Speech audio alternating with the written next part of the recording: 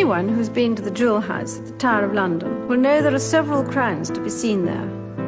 But only two of them are actually used. The St. Edward's crown and this one, known as the Imperial State Crown. It's normally kept at the Tower, but I have it here at Buckingham Palace because I wore it this morning at the state opening of Parliament.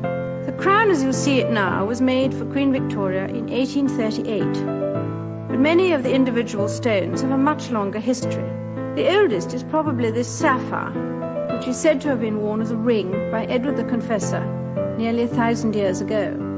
The pearls are said to have belonged to the first Queen Elizabeth. The story goes that this strangely shaped ruby was given to the Black Prince after a battle in Spain in 1367. I always like to think of it being worn by Henry V during the Battle of Agincourt.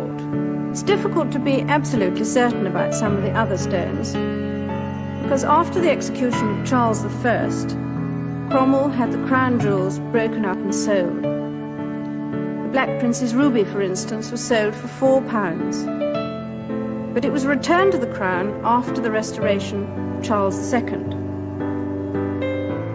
Most of the bigger stones have had adventures. According to tradition, this huge sapphire at the back was carried off in his pocket by James II as he went into exile in 1688. It was over 130 years before it was restored to the crown.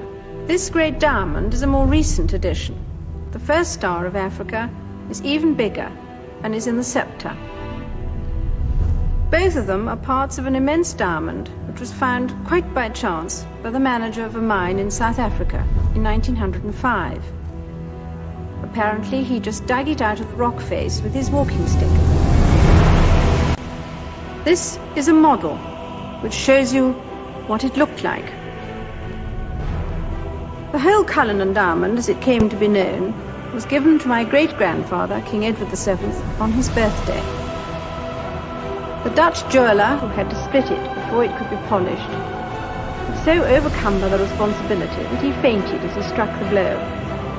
But he did it perfectly. There are two smaller pieces which my grandmother always referred to as chips. This crown is worn at openings of Parliament and after a coronation.